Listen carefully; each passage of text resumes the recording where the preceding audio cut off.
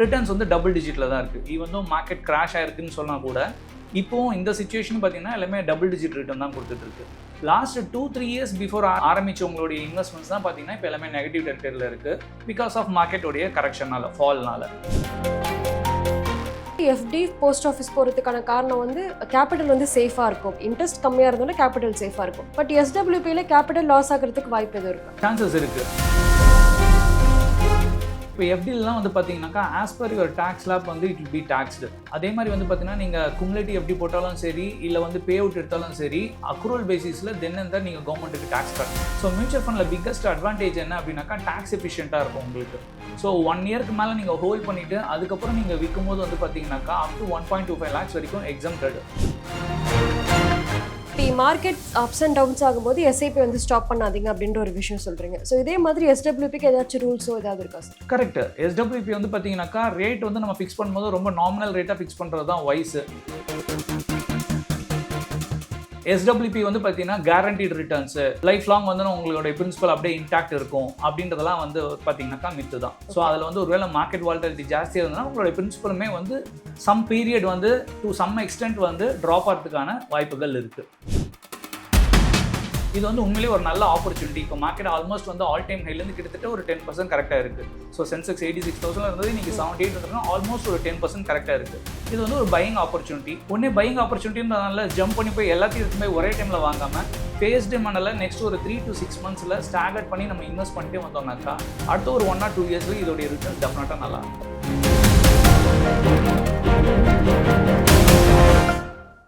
ஆதன் business நேயர்களுக்கு வணக்கம். இன்னைக்கு நம்ம கூட சிஆர்கே ஃபினான்ஷியல் சர்வீசஸினுடைய ஃபவுண்டர் ரவிக்குமார் அவர்கள் தான் ஜாயின் பண்ணியிருக்காங்க. வாங்க பேசலாம். வணக்கம் சார். வணக்கம் பிரீத்தி. எப்படி சார் இருக்கீங்க? நல்லா இருக்கேன் பிரீத்தி, நீங்கள் எப்படி இருக்கீங்க? நல்லா இருக்கு சார். சரி, இப்போ மார்க்கெட் வந்து ஒரு சைட் வேஸில் கூட இல்லை, ஒரு கிராஷை நோக்கி நகர்ற மாதிரி தான் வந்து போய்கிட்டு இருக்கு. ஸோ இந்த சமயம் வந்து எஸ்டபிள்யூபி இன்வெஸ்ட்மெண்ட் ஏதாவது பாதிக்கிறதுக்கு வாய்ப்பு இருக்கா? எஸ்டபிள்யூபி நார்மலாக எப்போ பண்ணணும் அப்படின்னாக்கா போட்டு அதாவது இன்வெஸ்ட்மெண்ட் ஆரம்பித்து நாங்கள் எப்படி அட்வைஸ் பண்ணோம்னாக்கா ஒரு எஸ்ஐபி ஸ்டார்ட் பண்ணிவிட்டு ஒரு 3 to 5 years or 10 years long டேர்மில் ஒரு கார்பஸ் கிரியேட் ஆகிருக்கும். அதுலேருந்து நம்ம எஸ்டபிள்யூபி எடுக்கிறது தான் வந்து எல்லாருக்கும் அட்வைஸ் பண்ணுவோம். So retirement planning through SIP மூலிமா வந்து யூனிட்ஸ் அக்குமுலேட் பண்ணிவிட்டு ஒவ்வொரு பீரியடுக்கு அப்புறம் எஸ்டபிள்யூபி வந்து விட்ராயல் எடுங்கன்னு சொல்லுவோம். ஸோ அந்த மாதிரி ஒரு 10 years பேக் ஆர் ஒரு 5 years 8 years பேக் ஸ்டார்ட் பண்ணவங்களுக்குலாம் இப்போவுமே வந்து பார்த்தீங்கன்னாக்கா ரிட்டர்ன்ஸ் வந்து டபுள் டிஜிட்டில் தான் இருக்குது. ஈவன் தோ மார்க்கெட் கிராஷ் ஆயிருக்குன்னு சொன்னால் கூட இப்போவும் இந்த சிச்சுவேஷன் பார்த்தீங்கன்னா எல்லாமே டபுள் டிஜிட் ரிட்டர்ன் தான் கொடுத்துட்ருக்கு. லாஸ்ட் 2-3 இயர்ஸ் பிஃபோர் ஆரம்பிச்ச உங்களுடைய இன்வெஸ்ட்மெண்ட்ஸ் தான் பார்த்தீங்கன்னா இப்போ எல்லாமே நெகட்டிவ் டெரிட்டரியில் இருக்குது. பிகாஸ் ஆஃப் மார்க்கெட்டோடைய கரெக்ஷனால, ஃபால்னால. ஓகே, இப்போ மந்த்லி எவ்வளோ % எடுத்தால் கடைசி வரைக்கும் எடுக்க முடியும் சார்? ஓகே, ஸோ மந்த்லி எவ்வளோ வரைக்கும் எடுத்தாக்கா எவ்வளோ பர்சன்டேஜ் அப்படின்னு பார்த்தீங்கன்னாக்கா டீசெண்டாக வந்து ஒரு 6% எடுத்திங்கனாக்கா ரொம்ப சேஃபு. ஸோ 6% விட்ராயல் ரேட் போட்டோம்னாக்கா நம்மளுடைய போர்ட்ஃபோலியோ ஒரு 9 to 10% ஒர்க் அவுட் ஆகுது, ரிட்டர்ன் கொடுக்குது அப்படின்னாக்கா போர்ட்ஃபோலியோ வந்து லாங் ரனுக்கு சஸ்டெயின் ஆகும். இப்போ வந்து என் கையில் நீங்கள் சொன்ன மாதிரி எஸ்ஐபியில் இன்வெஸ்ட் பண்ணிட்டு ஒரு 10 yearsக்கு அப்புறமா எஸ்டபிள்யூ போகலாம். இப்போ வந்து நான் என் கையிலே 50 lakhs இருக்குது அப்படின்ற பட்சத்தை நான் இப்போ எஸ்டபிள்யூபியில் இன்வெஸ்ட் பண்ணுறேன் அப்படின்னா மந்த்லி எவ்வளோ எடுத்தால் எனக்கு ஒரு 20 years லைஃப் லாங் அந்த கார்பஸ் வந்து அப்படியே இருக்கும் சார்? ஸோ எஸ்டபிள்யூபி வந்து நாங்கள் இமீடியட்டாக வந்து அட்வைஸ் பண்ண மாட்டோம். அட்லீஸ்ட் ஒரு 1 year ஆகட்டும்னு சொல்லுவோம். ஏன் அப்படின்னாக்கா இன்கம் டேக்ஸில் வந்து பார்த்தீங்கன்னாக்கா ஷார்ட் டேர்ம் லாங் டேர்ம்னு இருக்குது. மியூச்சுவல் ஃபண்ட்ஸை பொறுத்த வரைக்கும் ஷார்ட் டேர்ம்னா ஃபிளாட் 20% கட்டணும். இதே லாங் டேர்ம்னா வருஷத்துக்கு 1.25 lakhs வரைக்கும் எக்ஸம்டட். வருஷத்துக்கு 1.25 lakhs வரைக்கும் இன்கம் டேக்ஸ் வந்து கிடையாது. ஸோ அதனால் என்ன பண்ணுவோம்னாக்கா 1 yearக்கு நீங்கள் டெஃபர் பண்ணுங்க, 1 yearக்கு அப்புறம் எஸ்டபிள்யூபி எடுத்துக்கோங்கன்னு சொல்லுவோம். இந்த 1 yearமே வந்து பார்த்தீங்கன்னாக்கா லம்சமாக இன்வெஸ்ட்மெண்ட் பண்ணாமல் ஒரு லிக்விட் ஃபண்டில் போட்டுட்டு ஃபேஸ்டு மேனரில் எஸ்டிபி மெத்தடில் நாங்கள் டெப்ளாய் பண்ணுவோம். ஸோ அப்போ என்ன ஆகுனாக்கா மார்க்கெட்டோடைய வாலட்டிலிட்டியை வந்து என்கரேஜ் பண்ண முடியும். ஸோ ஸ்டாகர்ட் மேனரில் வந்து ஈக்விட்டியில் வந்து நம்ம ஃபண்ட்ஸ் வந்து பம்பிங் பண்ணிகிட்டே வருவோம். ஸோ ஆஃப்டர் 1 year ரெகுலராக எஸ்டபிள்யூபி எடுக்கிற மாதிரி எடுப்போம். பட் 50 lakhs நீங்கள் சொல்கிற மாதிரி வந்து பார்த்தீங்கன்னா 50 lakhsக்கு 6% வச்சுருந்தாக்கா கிட்டத்தட்ட 3 lakh rupees ஆகுது. ஸோ மந்த்லி 25,000 rupees வருது. அது ப்ரிட்டி டீசென்ட். ஒருவேளை நம்ம போர்ட்ஃபோலியோ 9 to 12% கொடுக்குதுனாக்கா நல்லாவே வந்து லாங் டேர்முக்கு சஸ்டெயின் ஆகும். ஒருவேளை வந்து உங்களுடைய ஃபிக்ஸ்டு அந்த விட்ராயல் ரேட்டை வந்து நீங்கள் ஜாஸ்தியாக ஃபிக்ஸ் பண்ணிட்டீங்கனாக்கா அங்கே தான் பிரச்சனை வரும். அதே மாதிரி Okay. நிறைய பேர் என்ன பண்ணுவாங்கனாக்கா எஸ்டபிள்யூபி வந்து ஒரு ஸ்மால் கேப்லயோ இல்லை ஒரு மிட் கேப் ஃபண்ட்ஸ்லயோ வந்து போடுவாங்க. ஸோ அப்போ என்ன ஆகும்னா அந்த வால்டாலிட்டி ஜாஸ்தியாக இருக்கும்போது உங்களுக்கு அங்கே பிரின்சிபல் வந்து சீக்கிரமா எரோட் ஆகிற மாதிரி இருக்கும். இப்போ நீங்க சொன்ன மாதிரி நான் மந்த்லி 6% எடுக்கிறேன். பட் இன்ஃப்ளேஷன் போக போக போக அது இன்க்ரீஸ் பண்ணிக்கலாமா இல்ல அப்படியே தான் இருக்கணுமா? கரெக்ட். இப்போ உதாரணத்துக்கு வந்து பார்த்தீங்கன்னாக்கா இன்ஃப்ளேஷன் ரேட் 6% எடுத்துட்டீங்கன்னு வச்சுக்கோங்களேன். இன்னைக்கு வந்து நமக்கு மாசம் 40,000 இல்லை 50,000 தேவைப்படுதுனாக்கா 12 இயர்ஸ்க்கு அப்புறம் வந்து பார்த்தீங்கன்னாக்கா 6% இன்ஃப்ளேஷனை ஃபேக்டர் பண்ணும்போது டபுள் ஆயிடும். ஸோ இன்ஸ்டெட் ஆஃப் 40,000 80,000 ஆர் 50,000 வாங்கிட்டு இருக்கீங்கன்னாக்கா 1,00,000 ரூபா வரைக்கும் நீங்கள் உங்களுக்கு மந்த்லி தேவைப்படும். ஸோ அதனால தான் நம்ம என்ன சொல்றோம்னாக்கா ஈக்விட்டி ஓரியன்ட் மியூச்சுவல் ஃபண்ட்ஸில் வந்து நீங்கள் வந்து எஸ்ஐபியை ஸ்டார்ட் பண்ணிட்டு அதுலேருந்து எஸ்டபிள்யூபி போகும்போது உங்களால் இன்ஃப்ளேஷன் அட்ஜஸ்டட் அந்த இன்ஃப்ளேஷனையும் ஃபேக்டர் பண்ணி உங்களால் விட்ராயல் எடுக்க முடியும். இதே நீங்கள் ஒரு ஃபிக்ஸ்ட் டெபாசிட்ஸ்லையோ இல்லை வெறும் ஒரு போஸ்ட் ஆஃபீஸ் டெபாசிட்ஸ்லையோ அந்த மாதிரி போடும்போது என்ன ஆகும்னாக்கா உங்களோட ரேட் வந்து ரொம்ப ஃபிக்ஸ்டாக இருக்கும். ஸோ அங்கே வந்து உங்களோட கேபிட்டல் அப்ரிசியேஷனுக்கு ஸ்கோப்பே இருக்காது. நீங்க சொன்ன மாதிரி எஃப்டி போஸ்ட் ஆஃபீஸ் போறதுக்கான காரணம் வந்து கேபிட்டல் வந்து சேஃபா இருக்கும். இன்ட்ரெஸ்ட் கம்மியா இருந்தாலும் கேபிட்டல் சேஃபா இருக்கும். பட் எஸ்டபிள்யூபில கேபிட்டல் லாஸ் ஆகிறதுக்கு வாய்ப்பு எதுவும் இருக்கா? சான்சஸ் இருக்கு. இப்போ வந்து உதாரணத்துக்கு வந்து பார்த்தீங்கன்னாக்கா உங்களுடைய விட்ராயல் ரேட் வந்து 8% போட்டிருக்கீங்க. இப்போ லாஸ்ட் ஒன் ஆர் 2 இயர்ஸ் வந்து பார்த்தீங்கன்னாக்கா பெருசாக ரிட்டர்ன்ஸ் இல்லை. கிட்டத்தட்ட வந்து பார்த்தீங்கன்னா சில டைம் நெகட்டிவ் லாஸ்ட் 1 இயரில் வந்து பார்த்தீங்கன்னா நெகட்டிவ் ரிட்டர்ன்ஸ் கூட இருக்குது. ஸோ அந்த மாதிரி சுச்சுவேஷனில் நீங்கள் விட்ராயல் எடுக்கும்போது ஒருவேளை உங்களுடைய போர்ட்ஃபோலியோ 6% தான் கொடுத்துருக்கு. உங்களுக்கு எஸ்டபிள்யூபி ரேட் வந்து நீங்கள் 8% ஃபிக்ஸ் பண்ணியிருக்கீங்கன்னு வைங்களேன், எவ்ரி இயர் வந்து 2% வந்து ஷார்ட் ஃபால் வந்துகிட்டே இருக்கும். ஸோ அப்போ பிரின்சிபலும் வந்து எரோட் ஆகிறதுக்கான சான்சஸ் இருக்குது. ஸோ அதனால் வந்து ஃப்ரீக்வெண்ட்டாக வந்து பார்த்தீங்கன்னா நீங்கள் அந்த விட்ராயல் ரேட்டையுமே வந்து ரிவ்யூ பண்ணணும். ஒன்ஸ் இன் இயர் வந்து ஐடியலாக நம்ம போர்ட்ஃபோலியோ ரிவ்யூ பண்ணுறதுன்றது வைஸ். அப்போ டீசெண்டாக 6% இல்லை அதுக்கும் கீழே போனால் கரெக்டாக வருமா சார் கார்பஸ் லாஸ் ஆகாமல்? கண்டிப்பாக. இப்போ வந்து ஒரு 6% எடுத்துக்கிட்டீங்க அப்படின்னாக்கா உங்களுடைய பிரின்சிபல் வந்து எரோட் ஆகாமல் இருக்கிறதுக்கு நிறைய பாசிபிலிட்டிஸ் இருக்குது, ப்ரொவைடட் நம்ம லாங் டேர்ம் இன்வெஸ்டராக இருக்கும் போது. நீங்கள் முன்னாடி சொல்லும்போது எஸ்டபிள்யூபியில் டேக்ஸ் இம்ப்ளிகேஷன் இருக்குன்னு சொன்னீங்க. எஃப்டி மற்ற போஸ்ட் ஆஃபீஸோ எஃப்டியை கம்பேர் பண்ணி எஃப்டியில் டேக்ஸ் இருக்குது, பட் எஸ்டபிள்யூபியில் டேக்ஸ் இல்லை. இது எப்படி சார் வந்து எக்ஸ்பிளைன் பண்ணுவீங்க? ஸோ இப்போ எஃப்டிலாம் வந்து பார்த்தீங்கன்னாக்கா as per your tax slab வந்து இட் வில் பி டாக்ஸ்டு. அதே மாதிரி வந்து பார்த்தீங்கன்னா நீங்கள் குமுலேட்டிவ் எஃப்டி போட்டாலும் சரி இல்லை வந்து பே அவுட் எடுத்தாலும் சரி அக்ரூவல் பேசிஸில் தென் அண்ட் தான் நீங்கள் கவர்மெண்ட்டுக்கு டேக்ஸ் கட்டணும்.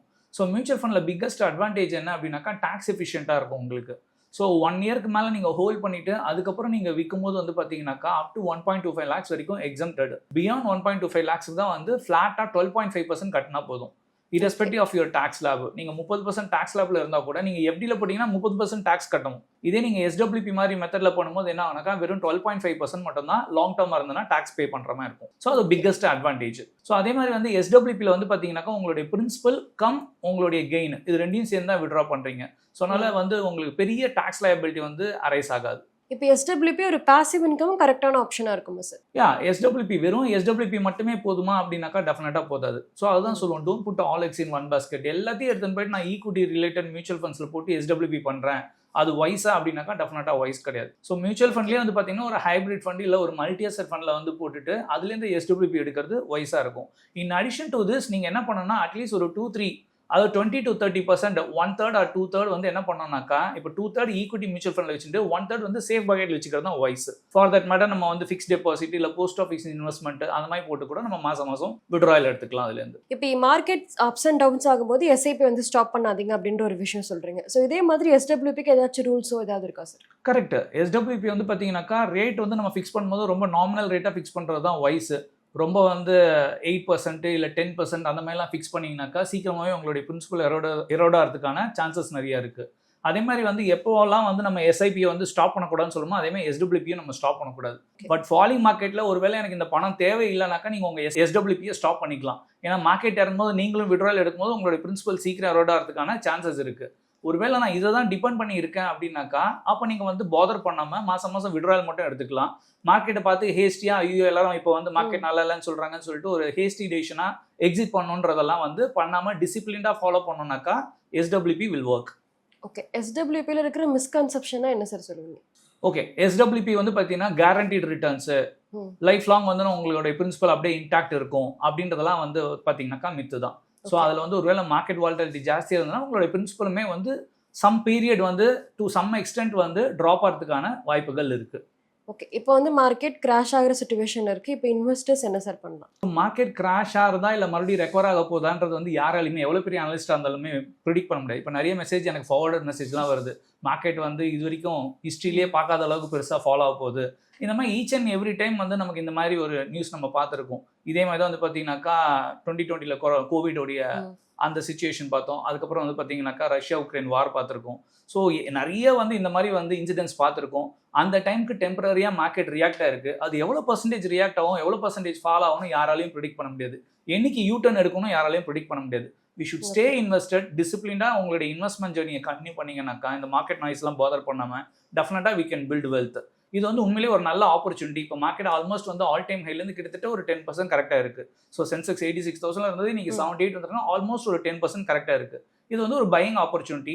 ஒன்னே பையிங் ஆப்பர்ச்சுனிட்டின்றதுனால ஜம்ப் பண்ணி போய் எல்லாத்தையும் எடுத்து போய் ஒரே டைமில் வாங்காமல் ஃபேஸ் டிமாண்டில் நெக்ஸ்ட் ஒரு 3 to 6 months ஸ்டாகர்ட் பண்ணி நம்ம இன்வெஸ்ட் பண்ணிட்டே வந்தோம்னாக்கா அடுத்த ஒரு 1 or 2 years இதோடைய ரிட்டர்ன்ஸ் டெஃபினட்டாக நல்லா இருக்கும். நீங்க சொன்ன மாதிரி இன்னும் 1 or 2 years ரிட்டர்ன்ஸ் வந்து நல்லா இருக்கும். பட் லாஸ்ட் 2 yearsே வந்து பெரிய அளவுக்கு ரிட்டர்ன்ஸ் இல்லை. இப்போ இனிமேல் 1 or 2 yearsக்கு அப்புறம் ரிட்டர்ன்ஸ் வந்து இதோட ஆவரேஜ் ஆகாதா சார் அது? கரெக்ட். இப்போ வந்து ஃபிக்ஸட் டெபாசிட்ல வந்து பார்த்தீங்கன்னாக்கா கிராஃப் வந்து ஃப்ளாட்டாக தான் இருக்கும். பட் மியூச்சுவல் ஃபண்டோடைய கிராஃப் வந்து ஏறி இறங்கி ஜிக்ஸாக்காக தான் இருக்கும். ஸோ ஒரு 1 good year போதும் எல்லா ரிட்டர்ன் லாஸையுமே சேர்ந்து ஆஃப்செட் பண்ணிட்டு பாசிட்டிவ் டெரிட்டரிக்கு கொண்டு வரதுக்கு.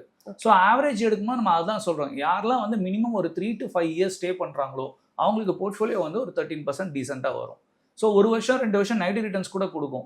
1 or 2 years போதும் இந்த நெகட்டிவ் ரிட்டர்ன்ஸ் எல்லாம் ஆஃப்செட் பண்ணிட்டு நல்ல டபுள் டிஜிட் ரிட்டர்ன் வரதுக்கு. மார்க்கெட் பற்றி நிறைய விஷயங்களை சொன்னீங்க. ரொம்பவே நன்றி. தேங்க்யூ பிரீத்தி.